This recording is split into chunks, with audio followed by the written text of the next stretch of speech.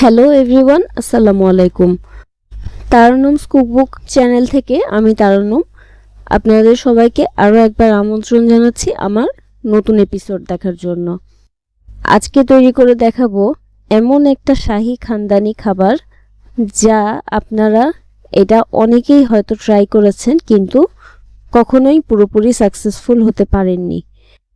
আমি জানি এই আইটেমটা যদি আপনারা অ্যাকুরেটলি তৈরি করতে না পারেন তাহলে পুরো পরিশ্রমটাই বৃথা।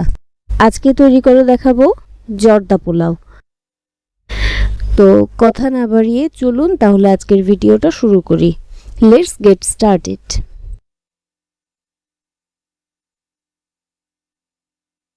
জর্দা পোলাও তৈরি করার জন্য আজকে আমি এখানে নিয়েছি 2.5 কাপ পোলাওয়ের চাল। এটা হচ্ছে চাষির কালো জিরে পোলাওয়ের চাল। চালটা আমি প্রথমে খুব ভালোভাবে ধুয়ে নিব। ততক্ষণ পর্যন্ত চাল ধুতে থাকবো যতক্ষণ পর্যন্ত না চাল থেকে স্বচ্ছ পানি বের হয়ে আসে।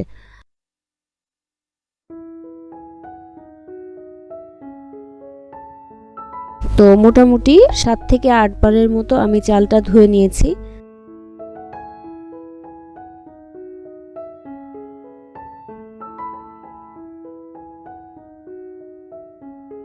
ধোয়ার পরে আমার পানিটা ঠিক এইরকম যখন হবে তখন আমি চাল ধোয়া স্টপ করে দিব।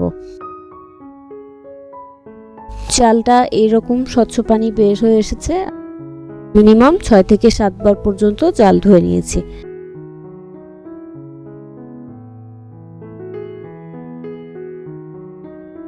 দশ থেকে 15 মিনিটের জন্য চালটা পানির মধ্যেই ভিজিয়ে রেখে দিচ্ছি। 15 মিনিট পর ফিরে আসলাম। এখন আমি একটা স্ট্রেনারে এই চালটা ছেঁকে নিব।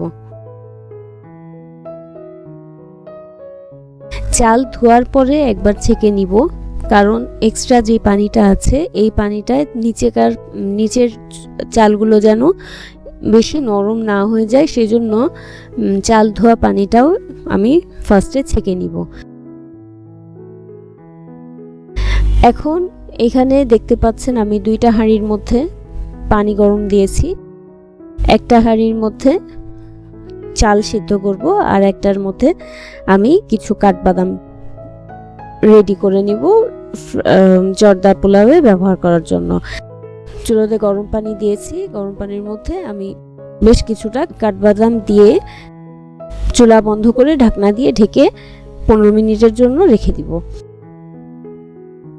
এখন আমি যেই চালের পানিটা দিয়েছিলাম সে পানিটা ফুটে উঠেছে, আর এখন এই পানির মধ্যে আমি জর্দার রং দিব। জাফরান রং কিংবা ফুড কালার দিতে পারেন। তো আমি গুঁড়া যেই পাউডারগুলো থাকে সেইটাই আমি আধা চা চামচ গুলে নিয়েছি, এই পানিটার মধ্যে দিয়ে দিব। এখন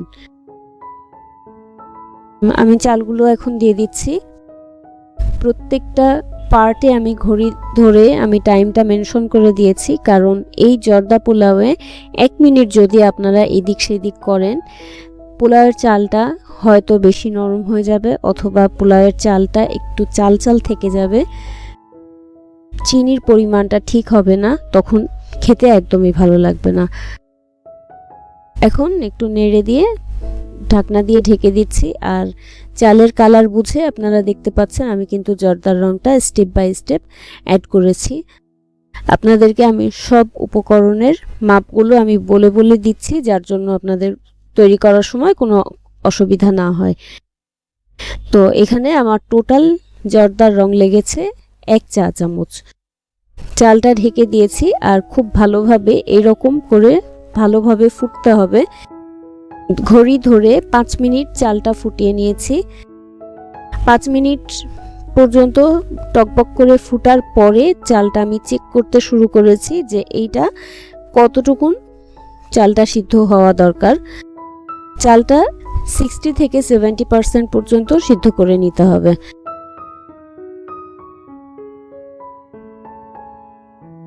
তার মানে চালের ভিতরে একটা সাদা শাঁস থাকবে আর চালটা হাত দিয়ে ভাঙতে গেলে অর্ধেক হয়ে ভেঙে আসবে। সেই রকম যখন হবে চালটা, তখন সাথে সাথে নামিয়ে নিতে হবে। এই কাজটা একদম দাঁড়িয়ে থেকে করার চেষ্টা করবেন। চাল দিয়ে কখনোই এদিক সেদিকে চলে যাওয়া যাবে না, তাহলে কিন্তু চালটা নষ্ট হয়ে যাবে।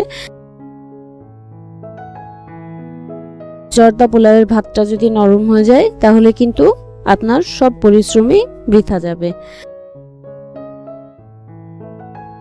এখানে আমি কল ছেড়ে দিয়েছি আর জর্দার পোলাওয়ের রাইসটা সিদ্ধ হয়ে গিয়েছে। চালগুলো আমি একটা স্ট্রেনারে করে ছেঁকে নিচ্ছি আর কলের ঠান্ডা পানি দিয়ে এই চালটা ধুয়ে নিতে হবে। এই পার্টটা খুবই ইম্পর্টেন্ট। আমি আজকের ভিডিওতে যতগুলো পার্ট বললাম প্রত্যেকটা স্টেপ কিন্তু আপনারা আমার মতো করেই ফলো করার চেষ্টা করবেন, তাহলেই কিন্তু একদম বিয়েবাড়ির স্বাদের জর্দা পোলাওটা তৈরি করতে পারবেন। এই যে দেখেন, চালটা ধরতেই কিন্তু একদম সিল্কি সিল্কি একটা ভাব এসছে আর চালটা ধরতে কিন্তু হাতে ধরতেই বোঝা যাচ্ছে যে এটা খুব ভালোভাবে সিদ্ধ হয়েছে, না অতিরিক্ত সিদ্ধ হয়েছে না কম সিদ্ধ হয়েছে। এখন আমি চালটা ফ্যানের বাতাসে চালগুলো শুকিয়ে নিব। এটা আমি অফ ক্যামেরায় করে নিয়েছি।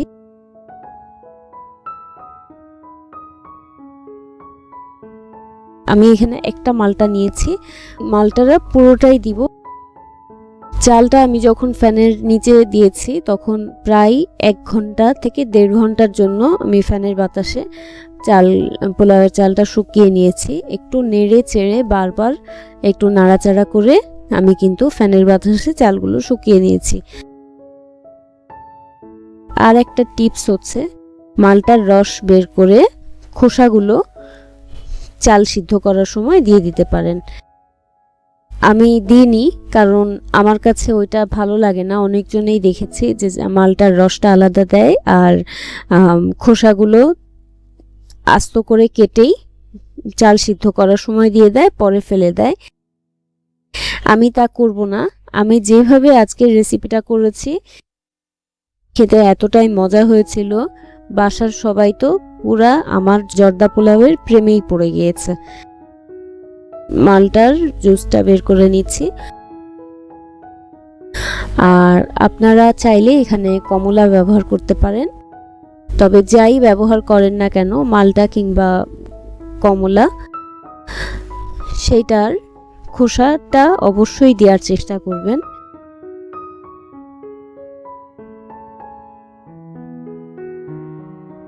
পুরোটা মালটার জুস আমার বের করা হয়ে গিয়েছে। একটা মালটা থেকে আমার এখানে 1.5 কাপ জুস হয়েছিল। এখন একদম ছোট ছোট স্কোয়ার শেপ করে কেটে নিব। একদম চিকন চিকন করে এই মালটার খোসাগুলো কেটে নিচ্ছি। এইভাবে কেটে নিলে আপনার বড় করে মালটার খোসা চাল সিদ্ধ করার সময় দেওয়ার কোনো প্রয়োজন হবে না। বাঙালিদের মোস্ট ট্রেডিশনাল একটা পছন্দের খাবার হচ্ছে জর্দা পোলাও। ঈদে, চাঁদে কিংবা যে কোনো বিয়ে শাদীর অনুষ্ঠানে কিংবা জন্মদিনে আমরা এই খাবারটা খেয়ে থাকি। এই জর্দা পোলাওয়ের ভাতটা যদি কোনোভাবে ইনকেস নরম হয়ে যায় বা শক্ত শক্ত থাকে, তাহলে কিন্তু সমস্ত পরিশ্রম মাটি হয়ে যায়। তো আজকের রেসিপিতে আমি একদম স্টেপ বাই স্টেপ জর্দা পোলাওয়ের রাইসটা ঝরঝরে এবং চিনির পরিমাণ ঠিক রেখে কিভাবে বিয়েবাড়ির স্বাদের পারফেক্ট জর্দা পোলাও তৈরি করতে হয়, এই সমস্ত টিপস এবং ট্রিক্স সহ আপনাদের সাথে রেসিপিটা শেয়ার করেছি। আশা করব কোনো অংশ এখান থেকে স্কিপ করবেন না।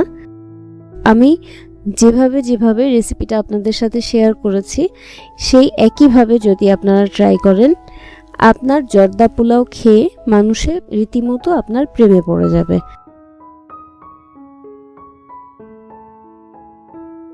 তো এই যে দেখছেন, আমি একদম যতদূর সম্ভব পারা যায় ছোট ছোট করে কেটে নিয়েছি। বাদামের খোসাটা 15 মিনিট থেকে আধা ঘন্টা সময় লেগে গিয়েছে আমার এটা ভিজেছিল। তো গরম পানি থেকে তুলে এইভাবে খোসাটা ছাড়িয়ে নিয়েছি বাদামের। দোকানে এরকম করে রেডি করা কিনতেও পাওয়া যায়, অনেকেই কিনাটা ব্যবহার করে। তো আমি যেহেতু বাসায় সবসময় রেডি করে নিই, তো যারা নতুন রাঁধুনি আছেন বা নতুন সংসার স্টার্ট করেছেন তাদের জন্য এই টিপসটা বেশ কাজে লাগবে। এভাবে আমি সবটা খোসা ছাড়িয়ে নিয়েছি আর এখন একদম মিহি করে কেটে নিব। এইভাবে বাদাম রেডি করে বা প্রসেস করে আপনারা ঈদের আগে বা যে কোনো অনুষ্ঠানের আগে আপনারা কিন্তু এটা রেডি করে রাখতে পারেন। যে কোনো ডেজার্টেই এগুলো ব্যবহার করতে পারবেন, দিতে পারবেন। যেমন আমি এভাবে রেডি করে রেখে দিই সব সময়। এভাবে খোসা ছাড়িয়ে আমি কেটে রেখে দিই। সামাই, সুজি বা পায়েস বলেন, যাই বলেন না কেন, জর্দা কিংবা পোলাওয়ের উপরেও দিতে গেলে তখন এই বাদামগুলো খুব কাজে লাগে। কেটে রাখলে আপনার কাজটাও অনেকটাই সহজ হয়ে যায়। 1 বছর 1.5 বছর পর্যন্ত সংরক্ষণ করে খেতে পারবেন। এভাবে আমি সবটা বাদাম কেটে নিচ্ছি। এইখানে আমি মোরব্বা নিয়েছি, এটা 50 গ্রামের মতন মোরব্বা ছিল। তো মোরব্বা বেসিক্যালি বাজারে এরকমটাই কিনতে পাওয়া যায়, আবার অনেক সময়তে ছোট ছোট পিসেস করেও ওরা কেটে ফ্রোজেনটা ওরা সেল করে। যে কোনো মুদির দোকান বা সুপার শপেও আপনারা এই মোরব্বা পেয়ে যাবেন। তো আজকে যেহেতু আমারটা রেডি ছিল না, তো সেই জন্য আমি ভাবলাম যে ভিডিওতে এটাও আপনাদের সাথে শেয়ার করে রাখি। তো এভাবে আমি মোরব্বাগুলো ছোট ছোট পিসেস করে কেটে নিচ্ছি। জর্দার পোলাওয়ে মোরব্বা অবশ্যই দিতে চেষ্টা করবেন, কারণ এতে জর্দার মানটা অনেকটা ইনহ্যান্স হয়ে যায়। আমি এখানে 50 গ্রামের মতন মোরব্বা এভাবে স্কোয়ার শেপ করে কেটে নিব। কিশমিশ তো নিয়েছি, কিশমিশের কথা আর বললাম না।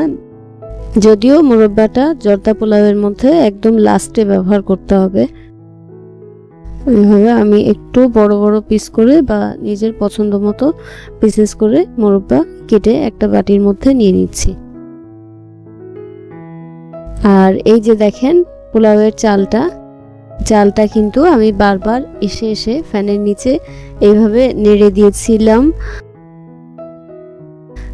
একদম প্রপারলি ফ্যানের বাতাসে শুকিয়ে নিতে হবে। এটা খুবই ইম্পর্টেন্ট একটা টিপস আপনাদের জন্য, কারণ চালটা শুকিয়ে নিলে এই যে দেখেন হাতে ধরতেই একদম ঝরঝরে একটা ফিল আসছে। এইখানে আমি একটা হাঁড়ির মধ্যে পানি দিয়েছি অল্প একটু। তো এই মালটার খোসা যেটা কেটে রাখলাম সেই খোসাটা একটা ভাপে সিদ্ধ করে নিব। মালটার খোসা আমি তো আগেও আপনাদেরকে বলেছি যে আপনারা যদি বড় বড় পিসেস করে চালের সাথে সিদ্ধ করে নিতে চান সেটাও করতে পারেন। আপনারা চাইলে এইভাবে ছোট ছোট পিস করে কেটে চালের সাথেও চাল সিদ্ধ করার সময়তেও এই মালটার খোসাগুলো দিয়ে দিতে পারেন। এখানে আমি আধা কাপ তেল আর আধা কাপ ঘি মিশিয়ে নিয়েছি। আমি তেল আর ঘি দুইটা মিক্স করে নিয়েছি। আপনারা চেষ্টা করবেন শুধু ঘি দিয়ে জর্দাটা রান্না করতে। বিয়ে বাড়িতে সাধারণত শুধু ঘি দিয়েই ওরা রান্না করে। এখন এর মধ্যে দিয়ে দিচ্ছি কেটে রাখা বাদাম আর বেশ কিছুটা কিশমিশ। এই বাদাম আর কিশমিশটা আমি খুব ভালোভাবে ভেজে নিব। মিডিয়াম টু লো আছে অনবরত নাড়তে থাকতে হবে, আর এই বাদাম কিশমিশটা একটু মচমচে করে ভেজে নিতে হবে। যারা এই মুহূর্তে আমার ভিডিওটা দেখছেন, আমার ভিডিওগুলো যদি আপনাদের কাছে ভালো লাগে ভিডিওটাতে একটা লাইক দিয়ে দিবেন, আর আমার চ্যানেলটা সাবস্ক্রাইব করতে ভুলবেন না। পাশে থাকা বেল আইকনে প্রেস করে রাখলে আমি কোনো নতুন ভিডিও আপলোড করলে আপনাদের কাছে তার নোটিফিকেশন চলে যাবে। তো দেখতেই পাচ্ছেন বাদাম কিশমিশ দেওয়ার পরে তেলটা কিন্তু বেশ অনেকটা ফুলে উঠেছে আর ফেনা উঠেছে।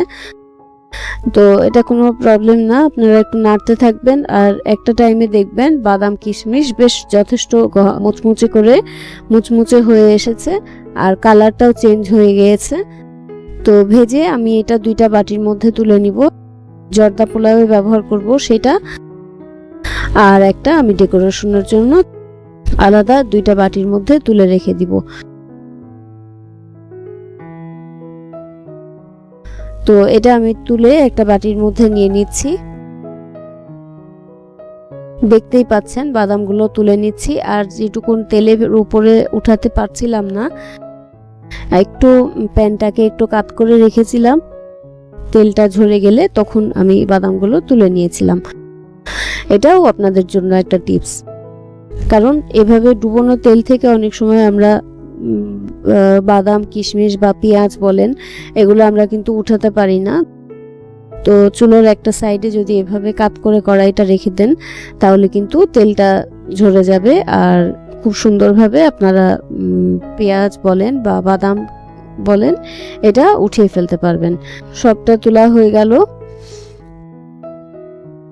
বাদাম আর কিশমিশ তোলা হয়ে গিয়েছে। এখন ওই একই ঘিয়ের উপরে আমি বেশ কিছুটা এলাচ আর দারচিনি দিয়ে দিব। এইখানে 3 থেকে 4টার মতন দারচিনি দিয়েছি, লবঙ্গ দিয়েছি 4-5টা, আর এলাচ দিচ্ছি। এলাচের মুখটা একটু খুলে দিতে হবে, তো এলাচ দিচ্ছি 4-5টা কি 6টার মতন এলাচ দিতে হবে। আমি যেহেতু একটু কম তেল মশলায় সবসময় রান্না করি, তো সেই জন্য এগুলো আমি খুব বেশি ব্যবহার করি না বা দিই না। জাস্ট একটু ফ্লেভার আসবে আর দেখতে ভালো লাগবে, এতেই হয়। এই যে মালটার খোসাটা আমি সিদ্ধ করে রেখেছিলাম একটা ভাপে, এটা এখনো কিন্তু একটু পানি পানি আছে। তো জাস্ট আমি তেলের উপরে দিয়ে মিনিট খানেকের জন্য ভেজে নিব। মানে এটাকে একদমই ফ্রাই করে দেওয়া যাবে না, আর দেওয়ার পরেই দেখবেন খুবই সুন্দর একটা ফ্লেভার আসছে। এখানে নিয়েছি 3 কাপ চিনি। যতটুকুন চাল নিবেন ঠিক ততটুকুন পরিমাণে চিনি দিতে হবে। আর এখানে আমি নিয়েছি 1 কাপ পানি, এই 1 কাপ পানিও দিয়ে দিচ্ছি। এখানে আমি 3 কাপ চিনি দিয়েছি। তো আপনারা চেষ্টা করবেন যতটুকুন চাল নিবেন ততটুকুন চিনি দিতে, তাহলে চিনিটা একদম পারফেক্ট থাকে। তবে যেহেতু আমার বাসায় সবাই একটু স্ট্রং চিনিটা পছন্দ করে মিষ্টি খাবারে, সেক্ষেত্রে আমি এখানে 3 কাপ চিনি দিয়েছি। চিনিটা গলে শিরাটা ফুটে উঠবে, এটা কোনো একতার বা দুইতার হওয়ার কোনো প্রয়োজন নাই। এখন এর মধ্যে দিয়ে দিচ্ছি সিদ্ধ করে রাখা চালগুলো একটু সাবধানে দিয়ে দিবেন। আর যেহেতু এটা অনেকক্ষণ ধরে ফ্যানের বাতাসে ছিল, তো লাস্টের দিকে দেখা যাবে যে কিছু চাল একটু ঝাঁঝরিটার গায়ের সাথেই লেগে আছে, উঠতে চাচ্ছে না।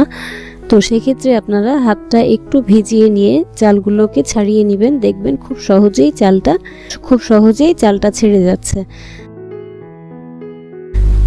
তো এখন এই পর্যায়ে আমি আলতো হাতে একটু নেড়ে দিব। আর এখন কোনো ঢাকনা ব্যবহার করা যাবে না, চালটা খুব ভালোভাবে ফুটতে হবে। এখন এর মধ্যে দিয়ে দিচ্ছি মালটার রস। এটা 1.5 কাপ হয়েছিল, তো এই মালটার রসটা দিয়ে দিলাম। চালটা খুব ভালোভাবে ফুটে ওঠা পর্যন্ত অপেক্ষা করছি। ইনকেস যদি আপনাদের চালটা কখনো নরম হয়ে যায় বা দেখেন যে বেশি মানে সিদ্ধ হয়ে গিয়েছে, তাহলে এখানে 1 টেবিল চামচ বা 2 টেবিল চামচের মতো লেবুর রস দিয়ে দিবেন, তাহলে কিছুটা হলেও প্রবলেমটা রিডিউস করা যাবে।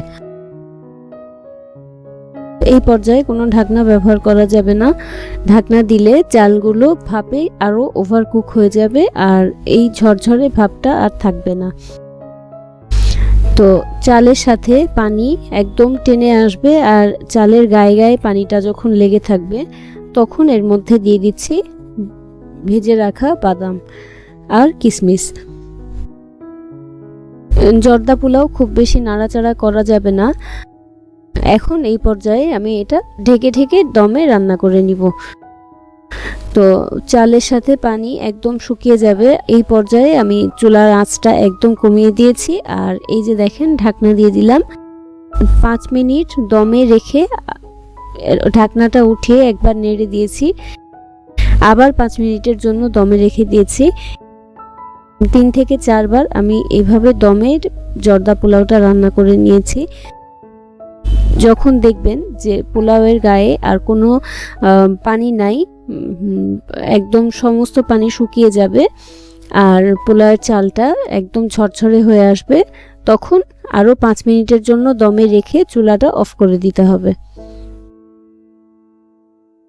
জর্দা পোলাওটা অলমোস্ট রেডি হয়ে গিয়েছে। চালটা দেখেই আপনারা বুঝতে পারছেন যে এটা কতটা ঝরঝরে হয়েছে। এখন একদম লাস্টে এর মধ্যে দিয়ে দিতে হবে মোরব্বা। মোরব্বা থেকে যেহেতু কিছুটা চিনি ছাড়ে, তো সেই জন্য মোরব্বাটা একদম শেষে দেওয়ার চেষ্টা করবেন। এগুলা হচ্ছে শুধুই ডেকোরেশনের জন্য আর মুখের মজার জন্য বেসিক্যালি। তো এই মোরব্বা, মিষ্টি, বাদাম, কিশমিশ এগুলা জর্দা বা যে কোনো ডেজার্টে দিলে খেতে এত ভালো লাগে যা বলার বাইরে।